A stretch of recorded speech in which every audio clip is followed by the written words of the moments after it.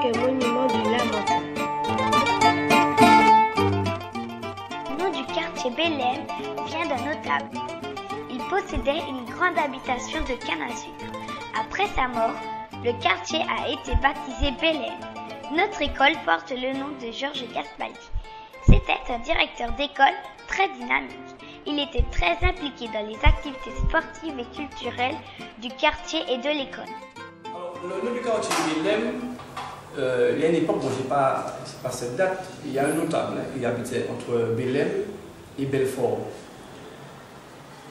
Entre Bélem et Belfort, et ce monsieur s'appelait monsieur, c'est un notable assez riche, responsable de plusieurs grandes habitations, qui s'appelait monsieur Labélem. Monsieur Labélem, et c'est de là qu'on a donné le quartier le nom monsieur Labélem. Qui a construit l'école de Bélem? L'école de Bélem a été construite en 1952. Est-ce que vous savez s'il y a eu beaucoup de directeurs qui ont dirigé cette école? Alors, le premier directeur de l'école de Bélem fut monsieur Conseil.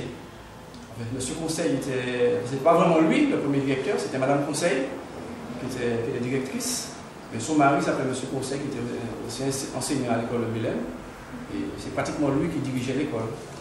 Et en 1972, ils ont pris leur retraite. Ils ont été remplacés par, la directrice a été remplacée par madame Clévis, qui était sa sœur. Et ensuite, madame Clévis a assuré l'intérim. Elle a été remplacée par madame Lise de 72, à peu près 72 à 82, à l'arrivée de M. Georges Gastaldi. Voilà. Monsieur Gastaldi, il était instituteur à Sainte-Marie. Il a commencé sa carrière à Sainte-Marie, plus précisément quand je suis reculé. Et ensuite, il est passé à Redouze. Mais c'est quelqu'un qui était très impliqué dans la vie associative et dans la vie sportive. Qui est Jeanne d'Arc? C'est la fille de Jacques d'Arc et d'Isabelle Roméo. Elle est née en 1412 dans le village de Domremy en Lorraine. À 13 ans, elle entend les voix de Saint-Michel, Sainte-Catherine et Sainte-Marguerite. La jeune fille a 17 ans. Lorsqu'elle remporte la célèbre bataille d'Orléans, la guerrière exige aussi que les soldats assistent à la messe. Jeanne est capturée par les Bourguignons en 1430 et brûlée vive à Rouen le 30 mai 1431. Ses derniers mots sont Jésus, Jésus. À quoi correspondent ces dates? La réponse reste un mystère, nous n'en savons rien. Voilà notre nouvelle mairie. Savez-vous qu'elles sont 3 et en forme de chapeau bas-quoi? Pourquoi en a-t-on construit une nouvelle? Car elle était devenue trop petite. La nouvelle est plus grande, plus appropriée et plus moderne que l'ex-hôtel de ville. Elle a été bâtie en 1998 par l'architecte lamantinois Alex Pierre-Louis. Pourquoi n'a-t-on pas démoli l'ancienne? Car l'ancien bâtiment est devenu un lieu touristique et historique pour les visiteurs. Il abrite l'office de tourisme de la ville et on peut y faire ses papiers d'identité. Avez-vous remarqué le buste de Victor Schœlcher à l'entrée de l'édifice? C'est en grande partie grâce à lui que les esclaves ont été libérés.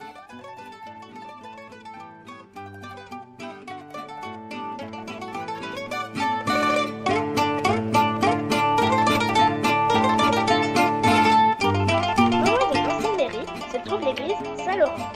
C'est une église catholique. Sur certains vitraux, nous pouvons observer des saints noirs. Ce sont des lamantinois qui ont aidé la paroisse.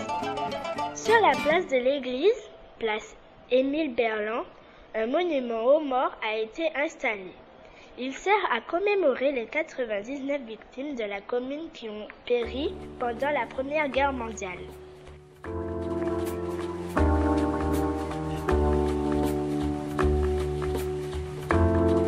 En dessous du monument aux morts, toujours sur la place Émile Berland, nous trouvons la fontaine aux enfants. Elle est en fonte et date du 19e siècle. La médiathèque, quant à elle, est placée derrière l'église.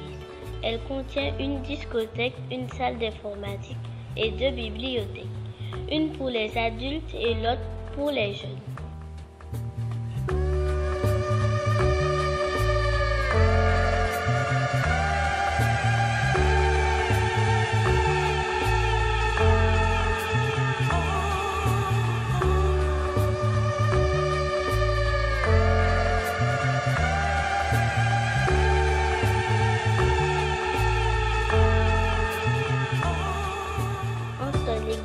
Médiathèque, nous pouvons voir l'oratoire de Notre-Dame de la Miséricorde.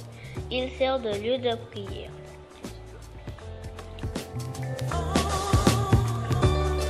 Maintenant, nous voyons la fresque muraille de Coco René Corail.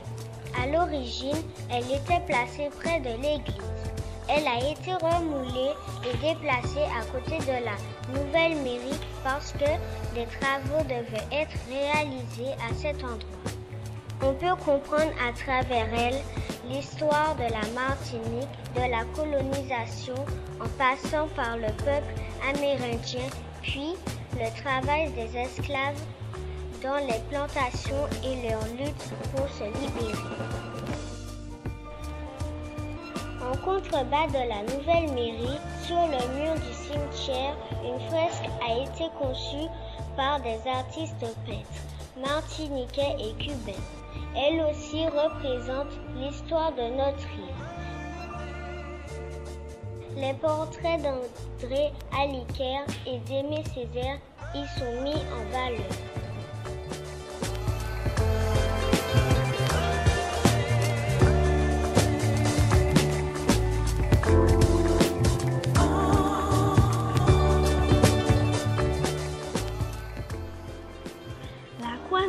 Est situé dans le lieu qui porte le nom Croix Mission. Autrefois, le missionnaire plaçait des croix dans les croisées car en ce temps-là, il n'y avait pas d'église. Les messes et les mariages y étaient célébrés. Une bougie y est toujours allumée. Pour les 150 ans de l'abolition de l'esclavage, il était intéressant de construire une nouvelle statue. C'est pour cela que la mairie a fait appel à l'artiste Coco René Corail. Ce dernier a créé la maquette du nègre marron ou l'arbre de la liberté. Et c'est le Cubain Alberto Lescay qui a sculpté cet arbre de bronze. Son tronc est entouré d'une corde brisée qui représente la liberté des esclaves. Vous pouvez l'admirer au quartier de Place d'Armes.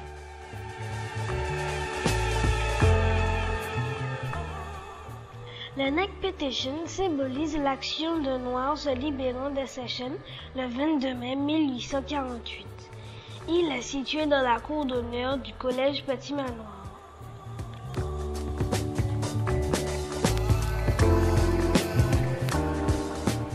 La Fille-la-Montagne se trouve entre l'ancienne mairie et la nouvelle mairie.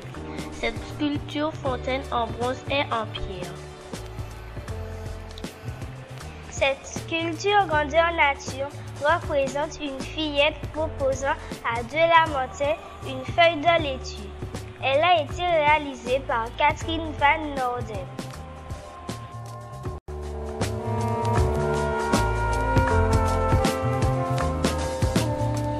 Le four à chaux le plus vieux du Lamentin est âgé de 150 ans. On le trouve à Californie. Pour faire de la chaux, il nous faut du calcaire ou de l'ambi corail. En premier, on fait un quadrillage de bois au fond du four, puis on met une couche de l'ambi, puis une couche de bois et ainsi de suite. Ensuite, on fait brûler une température excessive pendant environ 3 jours. On récupère la chaux vive en morceaux. Écoutons les explications de M. Sillon, l'unique fabricant de chaux à la Martinique. Donc, je suis M. Sillon Bruno, je suis l'un en fait des derniers chauffourniers de la Martinique. C'est quoi un chauffournier? C'est celui qui fabrique, la personne physique qui fabrique la chaux artisanale faite à base de conque de Lambie en Martinique. Donc tout à l'heure, on va se rapprocher des fours à chaud et je vais vous expliquer le processus de fabrication de la chaux artisanale. D'accord? Oui, monsieur. Donc il faut être prudent et sage face au trou tout à l'heure que vous allez voir. C'est le sommet du four. D'accord? Ok? C'est profond. Mais on y va. On y va. Donc, on va voir juste en bas la phase là où se situe le foyer. Le foyer, c'est-à-dire là où on met le feu pour pouvoir réaliser la chaux. La composition de la chaux artisanale, le calcaire et les conques de Lambie. Vous en avez pour un gros stock. C'est un stock moyen, on dira. En fait, c'est ça la chaux, c'est le résultat en fait de la combustion de la conque de Lambie. Et après, effet hydrothermique, en fait, avec l'apport en fait de l'eau, on a ceci. Voilà, c'est exactement comme de la farine. Là, je vous garantis, ce produit-là n'est pas passé dans un moulin. On ne l'a pas en fait passé non plus dans... ça n'a pas été, comment vous expliquer, ça n'a pas été broyé. C'est par effet hydrothermique.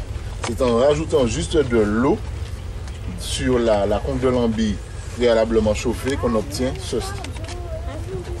De la poudre. C'est magique. C'est presque magique, on dirait. Notre visite est terminée et si nous disions ensemble ces quelques mots. Le Lamentin, la ville au monument. Le Lamentin est une ville libre, libre comme l'arbre de la liberté, libérée comme le nec pétéchène, la chaîne comme la chaîne de la vie. La vie comme celle de Jeanne d'Arc. Jeanne d'Arc destinée au combat. Combat des Lamentinois. Lamentinois du monument aux morts. Mort pour la France qui s'instruit à la médiathèque qui nous informe sur l'église au clocher pointu comme le toit de la nouvelle mairie qui fait face à la fille aux lamentines. La classe de CM1 de l'école de Bel-Air.